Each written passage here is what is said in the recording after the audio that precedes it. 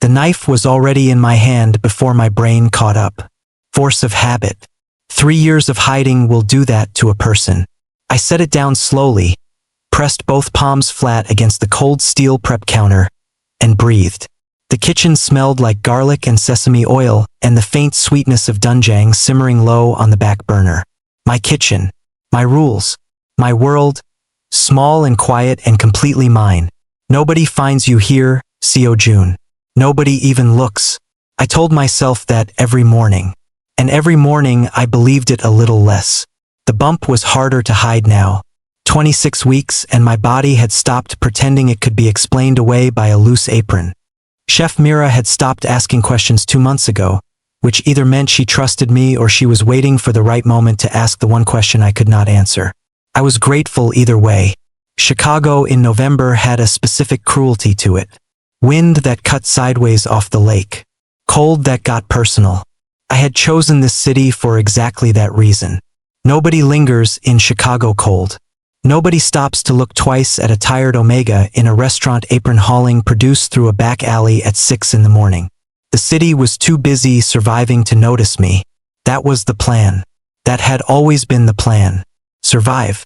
Disappear. Start over. I wiped down the counter and reached for the prep list. Tuesday meant short ribs and banchan prep and the private dining event upstairs that I was technically not supposed to be catering alone.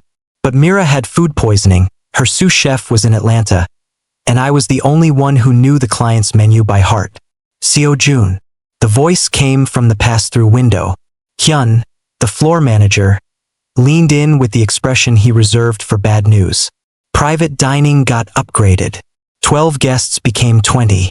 And the client just called to add a last-minute course. Which course?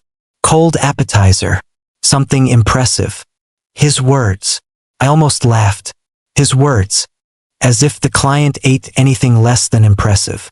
As if anything in that man's world existed below a certain standard of perfection. I did not ask the client's name. I never asked. Names led to faces and faces led to memories and memories were the one thing I could not afford in a kitchen where I needed both hands steady. Tell him it will be ready, I said. Hyun disappeared. I turned back to the prep list. This is fine. This is just another Tuesday. You have done harder things than a 20-cover private dining. My hand moved to my stomach without permission. Quiet reflex. The baby shifted, slow and deliberate. Like he was reminding me that fine was a relative word and harder things had a way of finding us again. I pulled my hand back and reached for the daikon. The dinner service started at 7. By 6:45 I had the cold appetizer plated and staged, the short ribs braised to the exact temperature that made people close their eyes when they ate, and the banchan arranged in the particular way that I knew, from years of cooking in a world I had left behind, that a certain kind of person expected without ever saying so. I told myself the familiarity was coincidence. I plated the last dish. The door to the private dining room opened. I was not supposed to be seen. The protocol was clear. Staff delivered. Staff withdrew. I stayed in the kitchen where the light was honest and the world was manageable, and no one looked at me like I was something they had lost. But the tray slipped. Not badly. Just enough that I stepped out of the kitchen doorway to catch it, and the motion carried me 2 steps into the corridor, and the corridor opened directly into the private dining room entrance, and the man standing at the head of the table turned at exactly the wrong second. Or the right one, depending on whose story this is. The air left my body in a single silent pull. Oh no, he had not changed. That was the cruelest part. 3 years, and Kang Hajoon stood exactly as I remembered him. Tall and composed and dressed in the kind of dark suit that cost more than my monthly rent. His jaw was set. His eyes were cold. His entire presence was the specific kind of quiet that powerful men perform so people would not notice how dangerous they actually were. I had spent 2 years learning every shade of that quiet. His gaze moved across the room the way it always did, slow and precise, cataloging everything, missing nothing. Then it landed on me. And stopped. He sees me. I watched the composure fracture. Just the eyes. Just for a single shattering second. Then they dropped. To my stomach. And the silence between us became the loudest thing in the room. What happens when the one person you built your entire escape around walks back into the room you thought was safe? Comment below. Did you see this coming? The tray was still in my hands. That was the only reason I had not bolted. Muscle memory and a plate of carefully arranged cold appetizers were the only things standing between me and a full sprint back through the kitchen door. Put the tray down, Seo-jun. Put it down and walk away like you have somewhere to be. Which you do. You have everywhere else to be. Hajoon had not moved. Neither had I. The 20 people seated around that long, glossy table continued their conversations in the particular way that wealthy people do, the kind of talking that is really just performed comfort, voices layered over each other like they were all auditioning for the same role. None of them had noticed yet. None of them understood that the temperature in the room had just changed completely. But I felt it. He felt it. His eyes had not left my stomach. I watched him process it the way a man processes something his brain refuses to accept on the first pass. The slight tightening around his jaw. The almost imperceptible shift in his posture. The way his hand, resting on the back of the chair beside him, went very, very still. There it is, I thought. That is the exact face of a man doing math he did not sign up for. I would have laughed if my lungs were working. I set the tray on the nearest surface with the steadiest hands I had ever produced in my entire life, and I turned to leave. Seo-jun. His voice. Low. Controlled. The kind of controlled that takes years of practice and costs something every single time. I stopped walking. Do not turn around. You are a ghost. Ghosts do not respond to their names. Ghosts certainly do not stand in upscale Chicago restaurant corridors 26 weeks pregnant responding to the voices of the men they ran from. Seo-jun. Again. Quieter this time, which was somehow worse. I turned around because my body apparently had opinions that my survival instincts had not approved. He had stepped away from the table. Just 2 steps. Far enough to lower his voice below the noise of the room. Close enough that I could see the thing happening behind his eyes that he was working very hard to keep off his face. Kang Hajoon was not a man who showed surprise. I had watched him receive genuinely shocking news across a dinner table once without so much as blinking. He had the emotional architecture of someone who had decided a very long time ago that reactions were a luxury he could not afford. But right now, standing 6 feet away from me in a private dining room in Chicago, he looked like a man standing at the edge of something he had not seen coming and could not calculate fast enough. Good, I thought. Welcome to my entire year. You look well, he said. I stared at him. You look well, I repeated. That is what you are opening with. Something moved across his expression. Not quite shame. Not quite relief. Something that did not have a clean name. You disappeared, he said. I relocated. I said. There is a difference. For 3 years. I am aware of how long it has been, Hajoon. His name in my mouth did something to the air between us.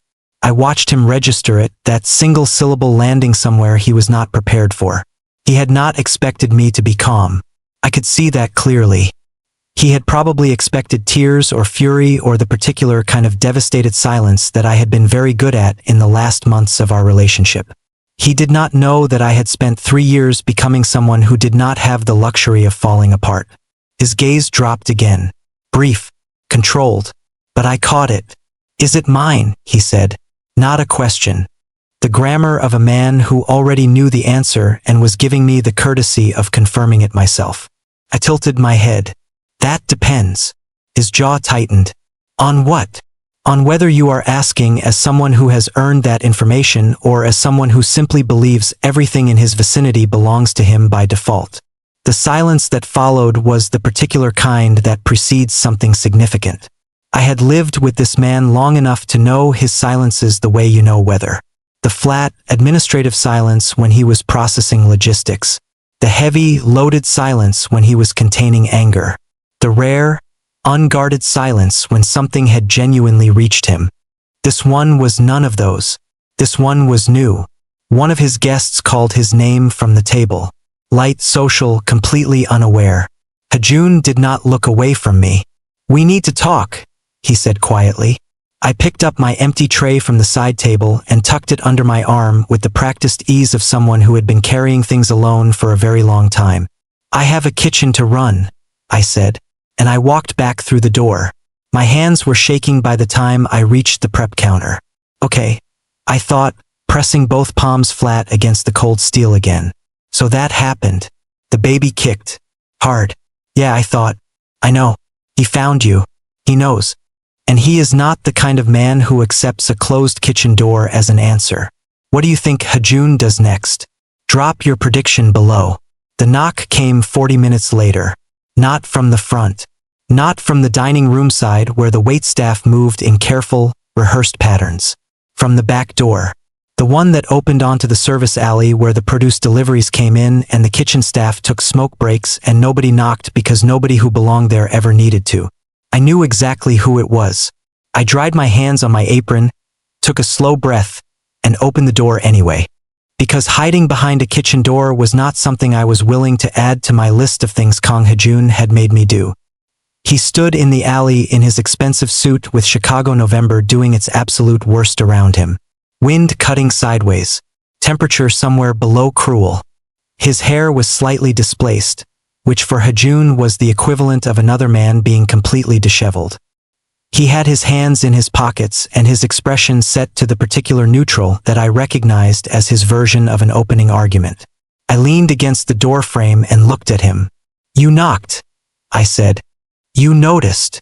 I noticed because people who use this door usually just bang twice and announce a produce delivery. You knocked like you had manners. Very suspicious. Something shifted at the corner of his mouth.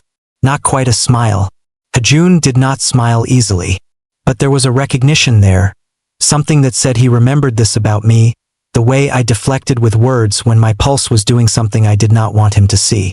He had always been too perceptive for my comfort. Can I come in? He said. No. Seo-jun.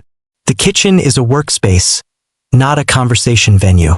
Also, I am still on the clock, technically, so whatever this is will need to wait until I have finished cleaning down the stations and reconciling the prep inventory, at which point I will be exhausted and even less interested in having this conversation than I am right now. He studied me for a moment, long and careful, the way he approached everything that mattered to him, with the kind of attention that used to make me feel like the most important thing in the room and later made me feel like evidence at a trial. You look tired, he said. I am 26 weeks pregnant and I just ran a 20-cover private dining service alone. Tired is the minimum acceptable description. You should not be doing that alone. I felt the warmth rise in my chest and stamped it flat immediately. That was the thing about Hajoon. He could say something that sounded like concern and your entire nervous system would respond before your brain had the chance to point out the extensive list of reasons why his concern was not something you had budgeted for. I have been doing things alone for 3 years, I said pleasantly. I have gotten quite good at it. The muscle in his jaw moved. That was your choice. It was, I agreed. And I stand by it. You left without telling me. I left a note. For words. They were complete sentences. I was being efficient. Seo-jun. My name in his mouth, low and deliberate, with that specific weight he only used when he was abandoning the performance of composure. You were pregnant when you left. The alley went quiet except for the wind. I held his gaze because looking away would have meant something I was not prepared to give him. I did not know that when I left, I said carefully. But you found out. Yes. And you did not come back. No. He exhaled. Slow and controlled, the way he managed things that threatened to get away from him. I watched him process the full weight of what I had just confirmed without flinching, and I felt something complicated move through me that I refused to examine in a service alley at 9:45 at night. Why? He said. Just that. One word with the weight of 3 years sitting inside it. I was quiet for a moment because he deserved an honest answer, and honest answers required more courage than sarcasm. I had plenty of both, but they operated on different fuel.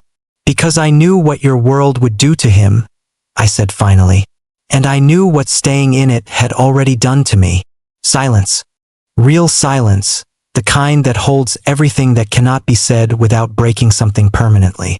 Hajoon looked at me with an expression I had never seen on his face before.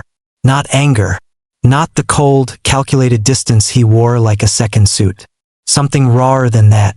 Something that looked almost like a man seeing clearly for the first time the exact shape of the damage he had caused. It made him look human. I found that deeply inconvenient. "I have a security team outside," he said quietly. My stomach dropped. "Excuse me. There are people who know I am in Chicago. People who track my movements as a matter of professional interest."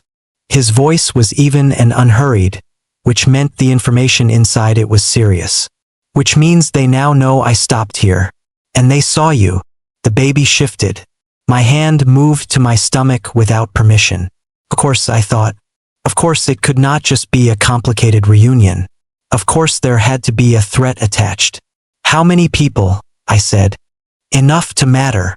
I stared at him standing in my alley in the cold with danger following him like a shadow the way it always had. And I thought about my quiet kitchen and my careful life and the 26 weeks I had spent building something small and safe and completely mine. "You brought your problems to my door," I said. "I did not know this was your door. And yet here we both are." He met my eyes. "I need you somewhere safe tonight, Seo-jun. Both of you." I laughed. Actually laughed. Short and sharp and completely without humor. "The audacity," I said, "is genuinely impressive." But my hand was still on my stomach. And the alley behind him was very, very dark. He brought danger straight to the one place Seo-jun worked so hard to protect. Would you have shut that door or heard him out? Tell me below. The alley behind him was very, very dark. I stood there for exactly 4 seconds weighing my options with the kind of rapid, pragmatic calculation that pregnancy and survival had sharpened into something almost impressive. Option 1. Shut the door. Lock it. Pretend this entire evening was a stress-induced hallucination brought on by too much braising liquid and not enough sleep. Option 2. Stand here being sassy in a doorway while unknown numbers of people who tracked Kang Hajoon for a living potentially cataloged my face, my location, and the very obvious roundness of my midsection. Neither option was good. One of them was significantly worse.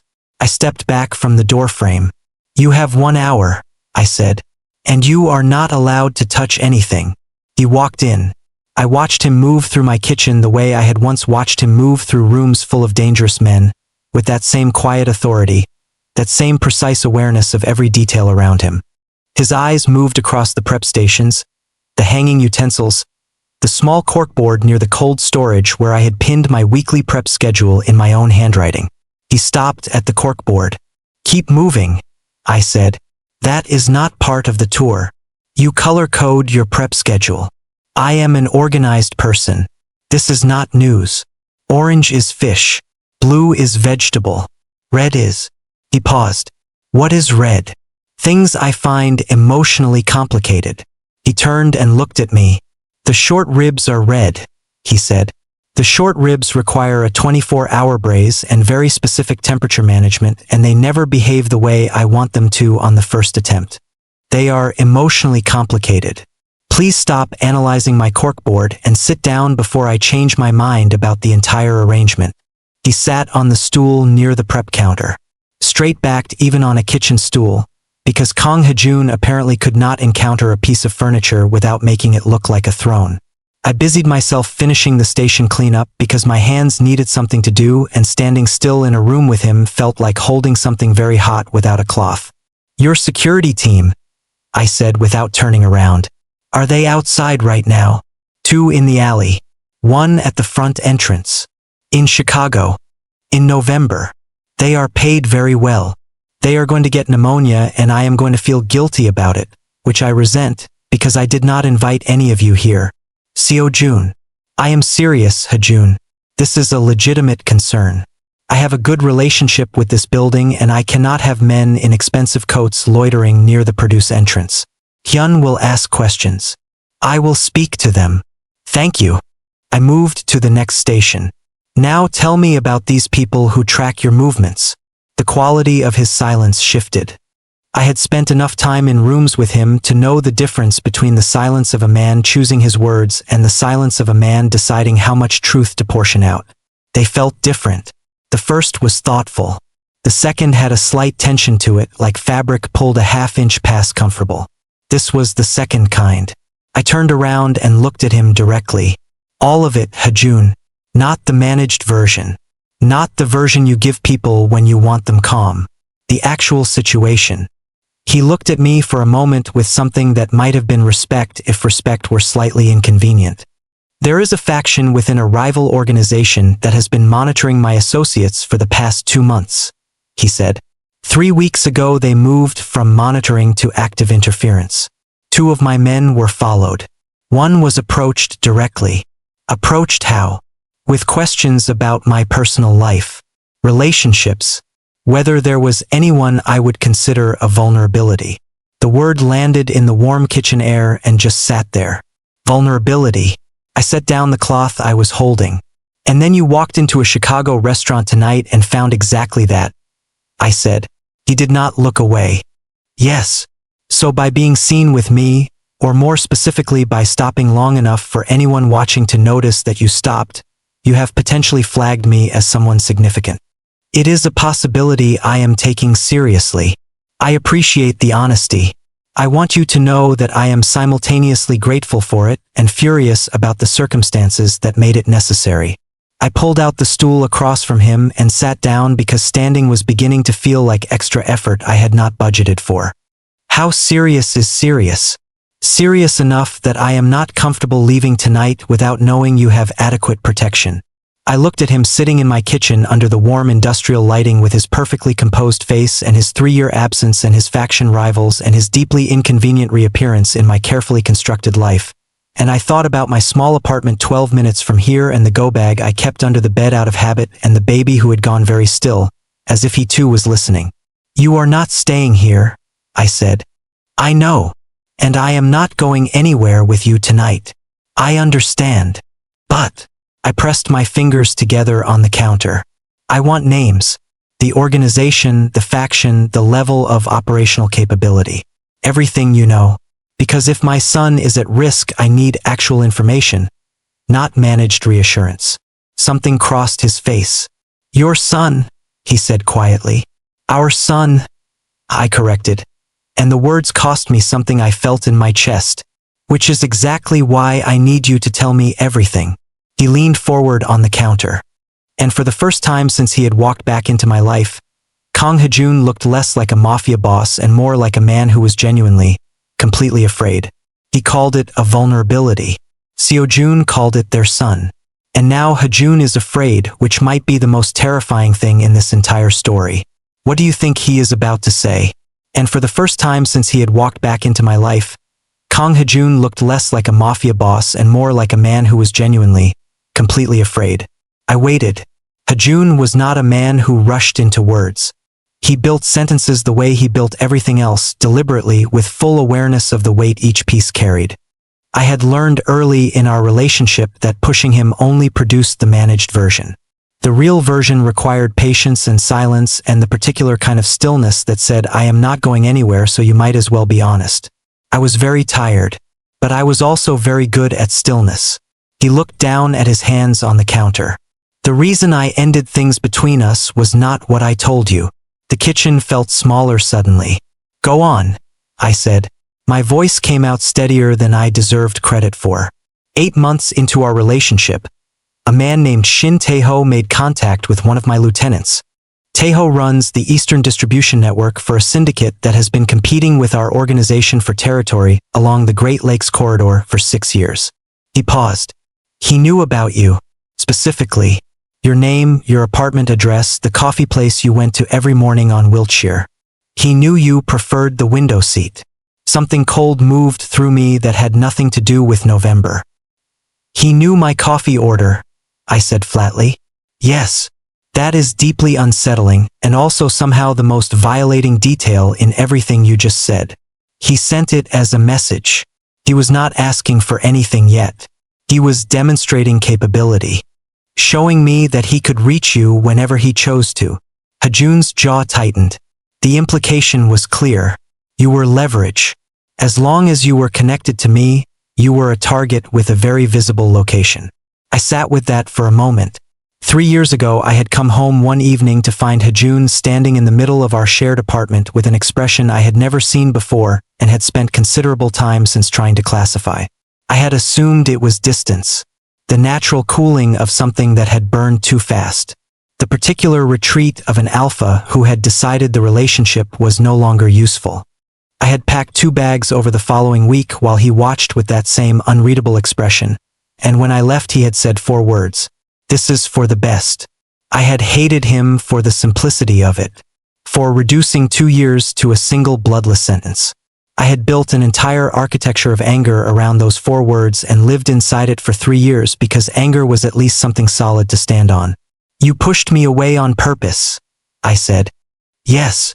You let me believe you had simply lost interest. Yes.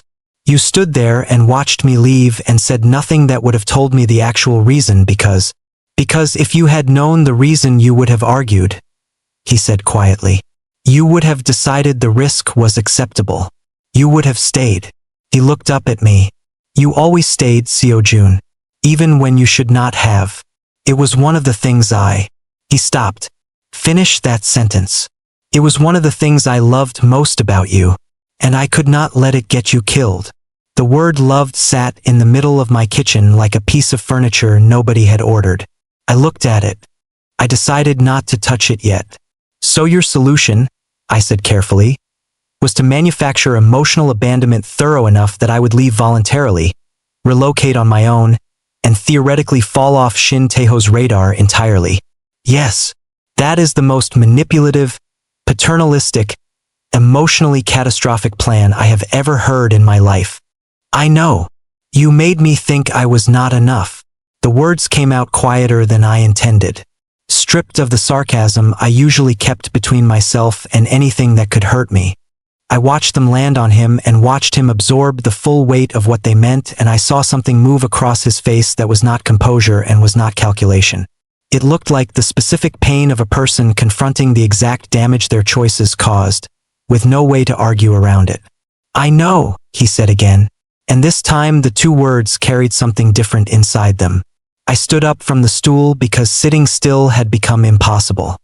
I moved to the window above the utility sink and looked out at the alley where 2 of his security team were apparently freezing in the November dark, and I thought about 26 weeks of building a life on the foundation of a lie that had been told to protect me. Taeho, I said, is he the faction you mentioned earlier? The one that has been escalating? Yes, he has moved up within his organization. He has more resources now and considerably less patience. And he knows you are in Chicago. He will by morning. I pressed my fingers against the cold glass of the window. Think, Seo-jun. Not with your feelings. Not with the part of you that is currently processing the information that the man you spent 3 years being angry at actually broke his own heart to keep you safe. Think with the part of you that has been surviving alone and is very good at it. My apartment, I said. Is it compromised? Not yet. But if Taeho's people tracked me to this restaurant and identified you, it is a question of hours, not days. I turned around. I have a go bag, I said. Hajoon blinked. Just once. You have a go bag. I told you. I have been surviving alone for 3 years. I am extremely well prepared. I untied my apron and folded it over the counter with more calm than I actually possessed. I am going to need 2 things from you before I agree to any arrangement involving your security team and your ongoing Mafia complications. He straightened on the stool. Name them. First, complete transparency from this point forward. No managed versions. No decisions made on my behalf without my full information and explicit agreement. I am not a variable in your operational calculus. I am a person and the father of your child, and I require actual partnership, not protective misdirection. Agreed, he said immediately. Second, I picked up my jacket from the hook near the back door. You are going to tell your 2 freezing security people outside to find somewhere warm to stand because I will not be responsible for anyone catching pneumonia on my watch. I have enough to manage. The corner of his mouth moved again. Further this time. Agreed, he said. Good. I shrugged on my jacket and looked at him. Now call your driver. And Hajoon. He met my eyes.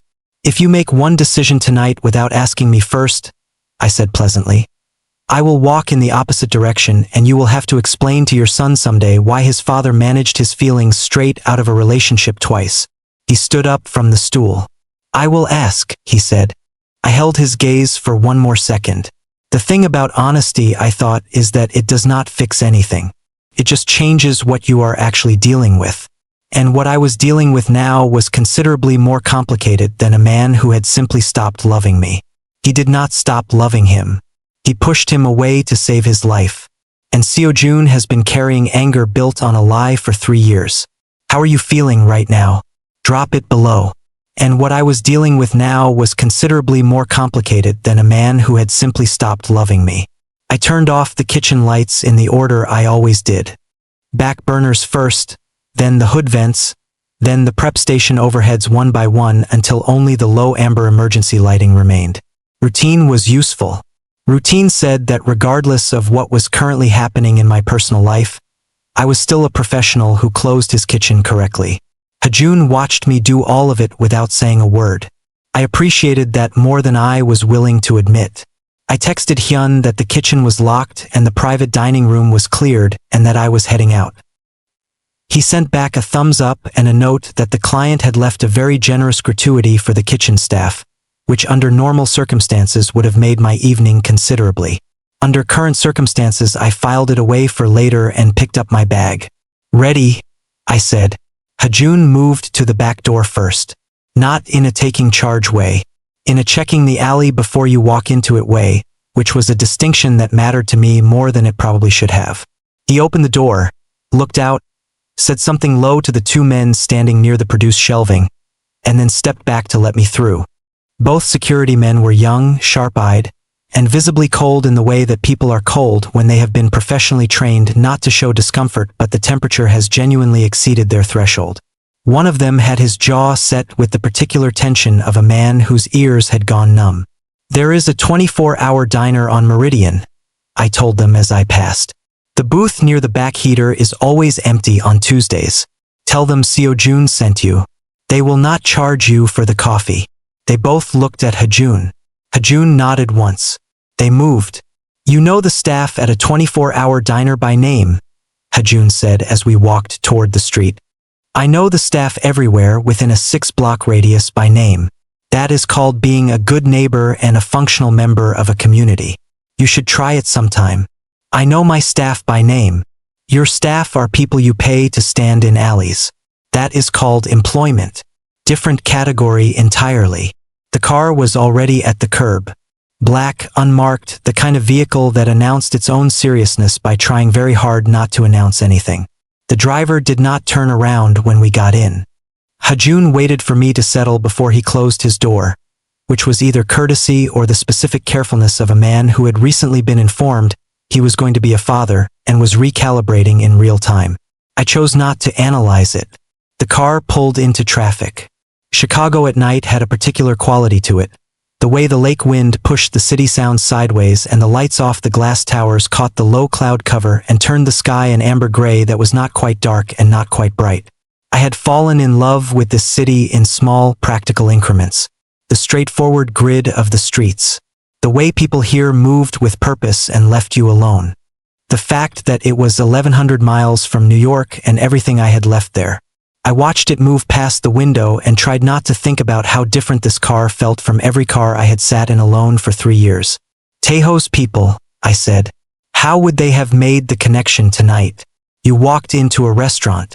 Hundreds of people walked into restaurants tonight. They track faces now. Camera networks, public and otherwise. Hajoon's voice was even. Informational. My face flags automatically in certain systems. Anyone I stop to speak with for more than 30 seconds gets a secondary review. And tonight you spoke to me for considerably longer than 30 seconds. Yes. In a corridor. With my very obvious pregnancy visible. Yes. I pressed my head back against the seat. Hajoon. I know. I want to be very clear that I do not blame you for walking into a restaurant. People walk into restaurants. That is a normal human activity. But I need you to understand that the life I have built here is not just mine anymore. Every decision from this point forward carries 2 sets of consequences and I need you to hold that weight seriously and not just operationally. He turned to look at me. In the amber dark of the car, his face was stripped of the boardroom composure. The authority he wore like a second layer of skin. He looked tired. Not the tired of a man who needed sleep. The tired of a man who had been carrying something heavy for a very long time without anyone noticing. Do not feel sorry for him yet, I told myself. You are allowed to feel sorry for him eventually, but not yet. There is still too much unprocessed material in the queue. I understand, he said. Good. I turned back to the window. Where are we going? A residence on the north side. Secure. Off record. Not connected to any of my registered holdings. How many people know about it? 3. Myself, my second, and the man who built the security system. And your second is trustworthy. With my life. You are trusting him with considerably more than your life tonight. He was quiet for a moment. I know that.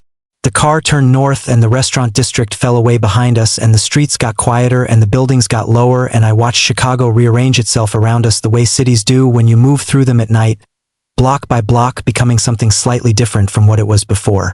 My hand found my stomach in the dark. The baby was quiet, still and warm and completely unbothered by the operational complexity of his existence, which I found both enviable and deeply unfair.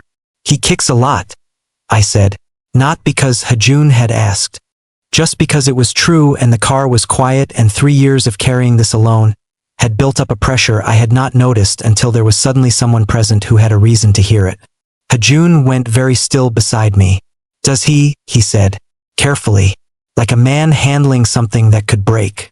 Constantly, especially at inconvenient moments. During service, during the 2 hours between 2 and 4 in the morning when I am trying to sleep, and apparently during tense conversations in service alleys. I paused. He has opinions. Very physical ones. Silence. Then quietly. Does it hurt? Sometimes. Mostly it just feels like being reminded that I am not actually alone. I felt Hajoon look at me. I kept my eyes on the window. Not yet, I thought again. There is still too much between us to let one honest moment in a dark car undo 3 years of careful distance. But the warmth in my chest was considerably harder to argue with than it had been an hour ago. The car slowed. A quiet residential street. Trees stripped bare by November. A townhouse set back from the sidewalk with no exterior lighting except the soft glow of a sensor lamp near the entrance. The driver stopped. Hajoon reached for his door. And that was when I saw it. A reflection in the car window. Brief and ordinary looking, a figure on the opposite sidewalk. Standing still in a city where nobody stood still at this hour. Looking at nothing with the specific quality of someone looking at everything. My stomach tightened. Hajoon, I said quietly. He heard the tone immediately. His hand stopped on the door handle. Across the street, I said, standing near the lamppost. He has been there since we turned onto this block. Hajoon did not look directly. He adjusted the angle of his head in a way that appeared casual and used the windshield reflection the same way I had, and I watched his expression settle into something very still and very focused. He spoke 2 words to the driver in a low voice. The car did not stop, kept moving, smooth and unhurried, past the townhouse, continuing down the block as though we had never intended to stop there at all. I exhaled slowly. They found the safe house, I said. They found this one, Hajoon said. His voice was controlled, but underneath it was something taut and sharp. There are others. How many others? He met my eyes in the dark. Enough, he said. Enough, I thought. The least comforting word in the English language, delivered by a man who has just driven me past the only safe house I knew about while someone watches from a lamppost in the cold. The baby kicked. Hard. I know, I thought. I know. They found the safe house. Someone was already waiting, and now they are driving through Chicago at midnight with nowhere confirmed to go. How many safe houses do you think Hajoon actually has? Tell me below. I know. The car moved through quiet streets with the calm of a vehicle that had been driven through worse situations than this, which was either reassuring or deeply alarming depending on your perspective. I was currently holding both perspectives simultaneously. Hajoon had his phone out. He was not scrolling or typing. He was holding it with the stillness of a man deciding which door to open, knowing that whatever was behind it could not be put back once seen. "Make the call," I said. He looked at me. "You have been holding that phone for 4 blocks," I said. "Whatever you are deciding, decide it. We are moving through Chicago at midnight with a compromised safe house behind us, and I would like to know where we are actually going before the driver runs out of north to drive toward." Something that was almost a smile crossed his face. He dialed. It rang twice. Hyung. The voice that answered was male, younger than Hajoon, and carried the specific alert quality of someone who had been awake and waiting. "I was wondering when you would call. The Lakeview location is burned," Hajoon said. "I need the secondary." A pause. Short but textured. "How many people?" "2. Another pause. Longer this time. "Hyung. Who is the second person?" Hajoon looked at me. Something moved across his face that I could not immediately classify. "Seo-jun." The silence on the other end of the phone lasted exactly long enough to become its own kind of answer. "Seo-jun," the voice repeated. Flat. Careful. The voice of a man reassembling his expression from the inside. "Seo-jun who?" "You know exactly which Seo-jun," Hajoon said. "I know exactly which Seo-jun," the voice agreed. And then, after a breath, "Is he all right?" I frowned. The question was not directed at me.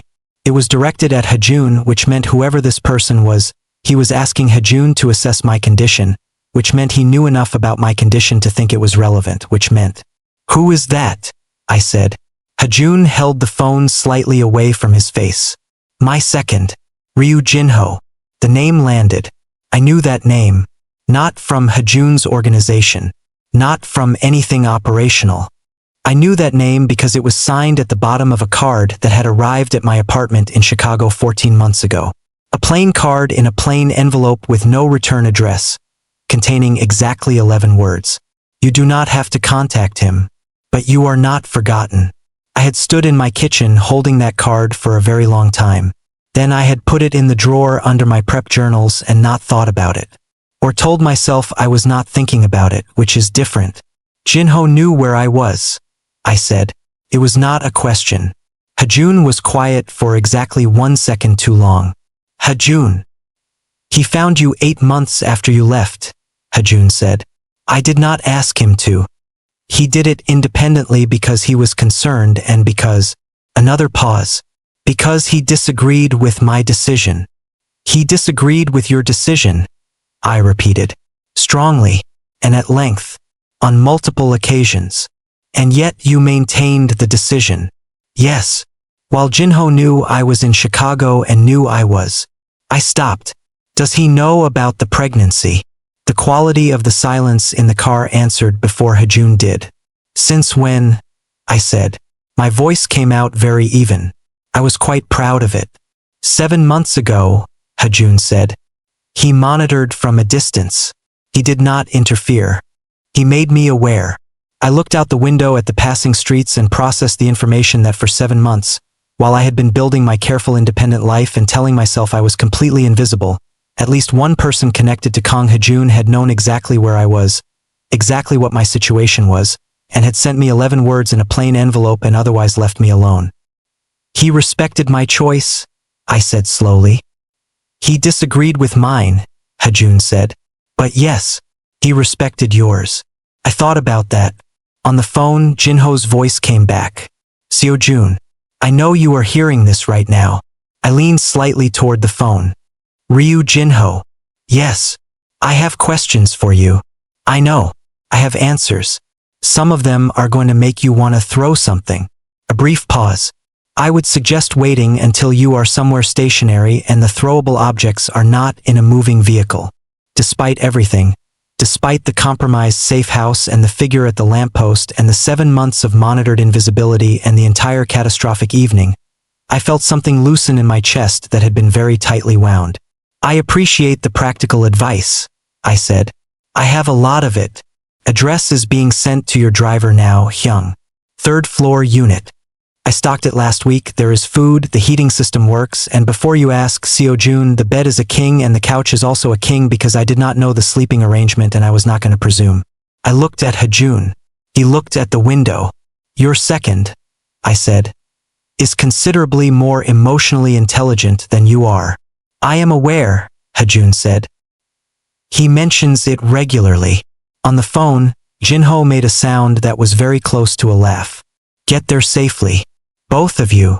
A brief pause, and then quieter, with a sincerity that had no performance in it. I am glad you are all right, Seo-jun. I have been. He did not finish the sentence. He did not need to. The call ended. I sat with the warmth and the complicated mess of feelings that warmth arrived inside and looked at the city moving past the window and thought about 11 words in a plain envelope and a man who had known where I was for 7 months and chosen to send words instead of people. He is a good person, I said. He is the best person I know, Hajoon said quietly, which occasionally makes him very difficult to be around when I have made a poor decision. How long does he usually make you sit with it? 3 years, apparently. I turned to look at him. He was already looking at me. In the amber dark of the car, his face held something unguarded that I had not seen there in a very long time. Not authority. Not the careful management of everything around him. Just a man, tired and honest, sitting next to the person he had broken something irreplaceable with, fully aware that sorry was not a door and acknowledgement was not repair, and there was a very long road between where they were right now and anything that could be called resolved. I knew all of that. I also knew that my chest hurt in a way that had nothing to do with the pregnancy and everything to do with the particular ache of being seen by someone who knew exactly what they had lost. Hajoon, I said. Yes. When we get to Jinho's safe house. Yes. I am sleeping in the king bed. You are on the couch. A pause. Understood, he said. And tomorrow morning, I said, you are going to tell me everything. Taeho, the timeline, the full operational picture.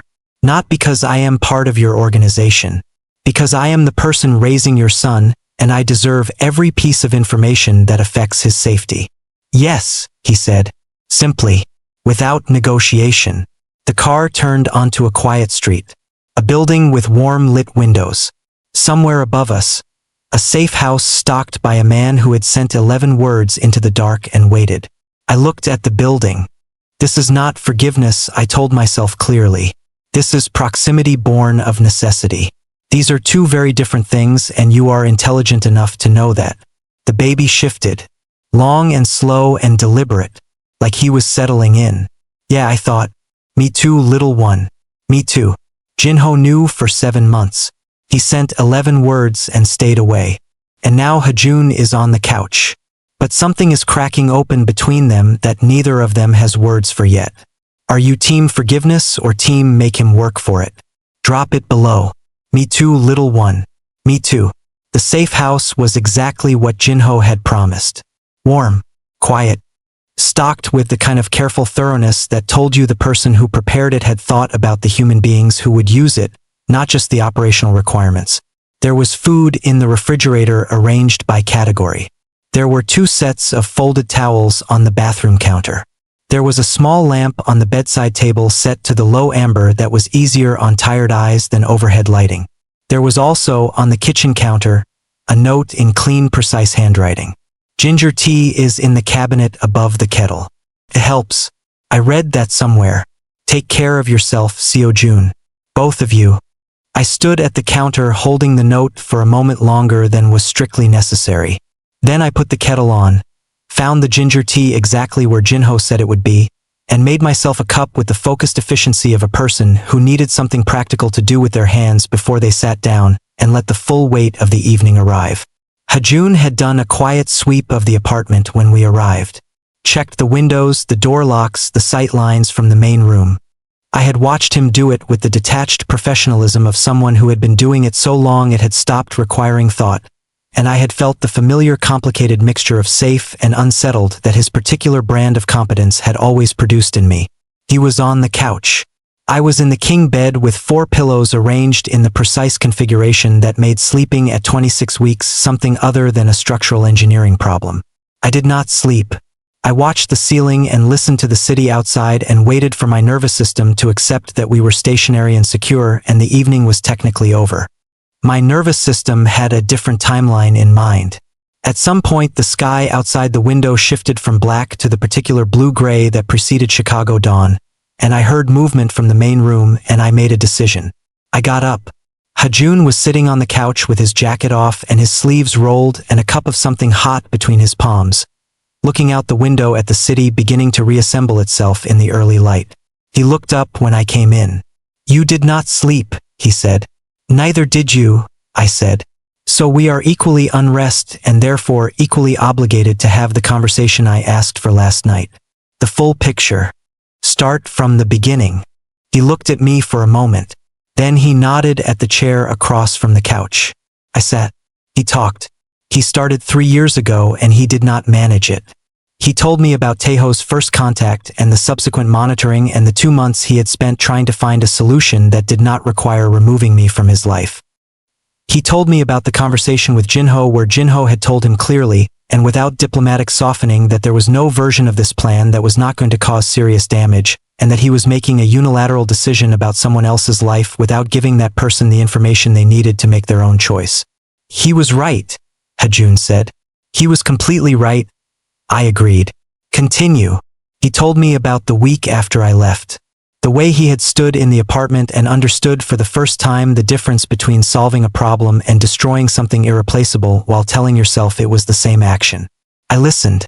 I held my tea and I listened, and I did not fill the silences with reassurance because he did not need reassurance. He needed to say it and I needed to hear it, and those were two separate requirements that happened to occupy the same conversation. Then he said the thing. He said it quietly, without preamble, in the same even voice he had used for everything else, which was possibly why it landed the way it did instead of giving me time to brace. "I requested updates on you," he said. "From Jinho. Every month. For 3 years. I was still. When he told me about the pregnancy," Hajoon continued, "I flew to Chicago. My cup stopped halfway to my mouth. I stood outside the restaurant," he said. "It was a Tuesday. Early morning. You came through the back entrance at 6:14 to take the produce delivery. You were wearing the gray apron and you had your hair pushed back and you were arguing with the delivery driver about the quality of the daikon. The gray apron. The daikon argument. I remembered that argument. The delivery driver had tried to pass off soft daikon as fresh, and I had sent back the entire order and called the supplier directly. You came," I said. "Yes. You stood outside my restaurant." "Yes. And you did not come in." He looked at his cup. "You looked," a pause, "long and careful. You looked like yourself again. The version of you that existed before my world got into everything. You were annoyed about the daikon and you were 20 weeks pregnant and you were completely in your element and I." He stopped. "Finish it," I said. My voice came out strange, stripped of its usual edges. "I decided that walking back in was about what I needed," he said, "not what was right for you. And for once I tried to choose correctly." I put my cup down on the table. I stood up. I walked to the window and I stood there with my back to him and my hand pressed flat against the cold glass, and I looked at the Chicago skyline turning gold at the edges in the early light, and I breathed. He came, I thought. He stood outside and he saw you and he turned around and left because he thought it was the right thing for you. And then for weeks later he walked into a restaurant and all of it came apart anyway. I was not crying. I want to be clear about that. My eyes were simply dealing with a sudden and inconvenient excess of feeling in a way that required a moment of private management. "Seo-jun," he said from behind me. "Give me a second," I said. He gave me the second. I used it. Then I turned around. He was standing now, a few feet away, with his hands at his sides and his face open in the way it only got when he had run out of composure to maintain and was simply standing in whatever was true. "You came and you left," I said. "Yes. Because you thought staying away was still the right choice." "Yes. And then the universe made the choice irrelevant by putting us in the same room anyway." "Yes." I looked at him. This man who had broken something between us with both hands and spent 3 years standing at the edge of it deciding whether he had the right to try to repair it. This man whose child was currently pressing a heel into my left rib with the focused determination of someone making a point. "I am not forgiving you this morning," I said clearly. "I want that understood." What you did caused real damage, and real damage does not resolve over one honest conversation in a safe house at 6 in the morning. That is not how any of this works. I know, he said, but I pressed my hand to my side where the baby was making his opinions known. I also understand why you did it. Understanding is not forgiveness. They are different things. But I am capable of holding both. He exhaled, slow and quiet, like something that had been braced for a long time had finally been allowed to rest. What do you need from me? He said. I considered the question seriously because it deserved a serious answer. Time, I said. Honesty. Every piece of information about Taeho and the current threat because my son's safety is not negotiable. And, I paused. The Daikin supplier's number, because whoever gave Jinho the contact for that produced delivery was clearly using the same terrible distributor, and I have notes. He stared at me. The Daikin, he said, was visibly soft at the center. It is a legitimate concern. I have standards, Hajoon. And then something happened that I had not seen in 3 years and had not fully understood how much I had missed until it was suddenly in front of me. Kang Hajoon laughed. Not the controlled social version. Not the small managed exhale that passed for amusement in professional settings. A real laugh. Brief and surprised and completely unguarded. Like something that had escaped before he could catch it. It lasted 4 seconds. It changed the entire temperature of the room. I looked at him standing in Jinho's safe house in yesterday's shirt in the early Chicago light laughing at my Daikin concerns, and I thought very clearly and very quietly that I was in a significant amount of trouble. Not the Taeho kind. The other kind. The kind I had spent 3 years telling myself I was completely over. You are not over it, something in me said, with the calm certainty of a person who had known this for a while and had simply been waiting for the right moment to say it out loud.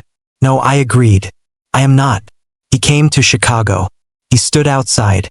He saw Seo-jun and walked away because he thought it was right. And now Seo-jun is in serious trouble and it has nothing to do with Taeho. Are you crying or are you okay? Be honest below. No, I agreed. I am not. The laugh faded. But something it had opened stayed open, like a window that had been painted shut for 3 years and had finally given way, and the air coming through it was cold and real and completely necessary.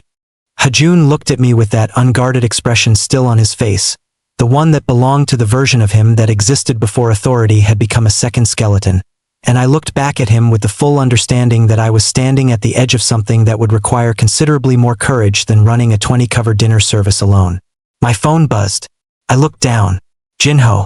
I answered immediately. Tell me. Taeho's people moved on your apartment 40 minutes ago. His voice was calm and operational, and underneath it was something controlled and sharp. They did not find you, but they found the apartment. Seo-jun, they went through your kitchen, my prep journals, my color-coded schedule, the small photograph I kept tucked inside the back cover of the oldest journal, the one I had told myself for 3 years I kept for sentimental reasons that had nothing to do with the man currently standing 6 feet away from me. Are my things intact? I said. Mostly. They were looking for information, not destruction. A pause. There was a photograph. I need you to know that before Hajoon tells you, because it changes the operational picture. I went still. Hajoon was watching my face with the focused attention of a man reading a situation in real time. What photograph? I said, even though I already knew. The one from the night of the Hangang Bridge opening. 3 years ago. Jinho's voice was careful. You and Hajoon. You were keeping it, Seo-jun. The silence in the room was very full. What does it change operationally? I said. Taeho now has confirmed emotional connection. He was testing whether you were significant. The photograph tells him you are. Which means he will not use you as indirect leverage. Another pause. He will come for you directly. Within the next 12 hours, most likely. I lowered the phone. Hajoon already knew from my face. What did he say? I told him. I watched the unguarded expression close. Not back to the full boardroom version, not completely, but the operational layer came up like a visor, focused and precise, and I watched him become in real time the version of himself that had kept his organization intact through 6 years of territorial conflict. I need to make 2 calls, he said. Make them, I said. He stepped away. I stood at the window and looked at Chicago fully awake now, morning traffic building on the streets below, the lake a flat gray line at the edge of the city, and I thought about a photograph I had kept for 3 years inside a journal I told myself I kept for professional reasons, and I decided that there was a version of honesty I owed myself that I had been deferring for a very long time. I had kept it because I had never stopped. Simple. Inconvenient. True. Hajoon came back in 12 minutes. Jin-ho is moving on Taeho's operation directly, he said. We have enough documented evidence of his activities over the past 2 years to hand to federal contacts. This ends legally, not violently. He met my eyes. It ends today. You are certain. Jin-ho has been building the file for 14 months. Something moved across his face. He started building it 8 months after you left. He told me recently that he did it because he wanted to make sure that if the day ever came when the situation changed, there would be a clean way out that did not require you to keep running. I thought about Ryu Jin-ho, who I had never met in person, who had sent 11 words into the dark and spent 14 months building a legal case against a syndicate operative because he had decided, independently and without instruction, that the person his employer had pushed away deserved a path back to safety. I need to meet Jin-ho, I said. He is aware. He is looking forward to it with what he described as an unreasonable amount of enthusiasm. I already like him enormously. I know. It is going to be a problem for me. I looked at Hajoon standing in the morning light of Jin-ho's safe house with his sleeves still rolled and his careful armor slightly displaced and his eyes holding everything he had said in the dark hours before dawn. And I made a decision with the clarity that comes when you have been honest with yourself and the path forward is simply the true one. Sit down, I said. He sat. I sat across from him and I looked at him directly the way I had learned to look at things that mattered, without flinching, without the protective layer of humor I usually kept between myself and anything with the capacity to reach me. I kept the photograph, I said. I know. I kept it because I never fully believed the version of events where you simply stopped. Something in me held onto the version where it was more complicated than that. I paused. I was right, which I want acknowledged. You were right, he said immediately. I am frequently right. You should build that into your operational assumptions going forward. Noted. Hajoon. I leaned forward slightly. I am not standing at the door of what we had and asking to go back through it. That specific version of us existed before all of this and it does not exist anymore. I am a different person. You are a different person. What I am saying is, I stopped, took a breath. Let it be as honest as it needed to be. I am willing to find out what the new version looks like. Slowly. With full information and actual communication and 0 unilateral decisions made on my behalf. He held my gaze. And the couch, he said carefully, is yours for the foreseeable future, I said. Trust is not a light switch. You do not flip it. You rebuild it one honest day at a time. I understand. But I put my hand on my stomach, where the baby was awake and moving with his usual morning energy, apparently unbothered by the fact that his parents were negotiating the architecture of a future at 6:40 in the morning in a safe house. He deserves to know his father. Not the managed version. Not the operational version. The one who laughed at my Daikin concerns and stood outside a restaurant and made a terrible decision for a reason that was, despite everything, about love. Hajoon looked at my hand on my stomach. His jaw moved. He reached across the space between them, slowly, with the specific carefulness of a man who understood that permission was a real thing and not a formality, and when I did not move back he placed his hand gently over mine. Warm, steady, present in the way he had not been allowed to be for 3 years. The baby kicked directly into his palm. Hajoon's breath left him in a single quiet exhale. His eyes closed for just a moment.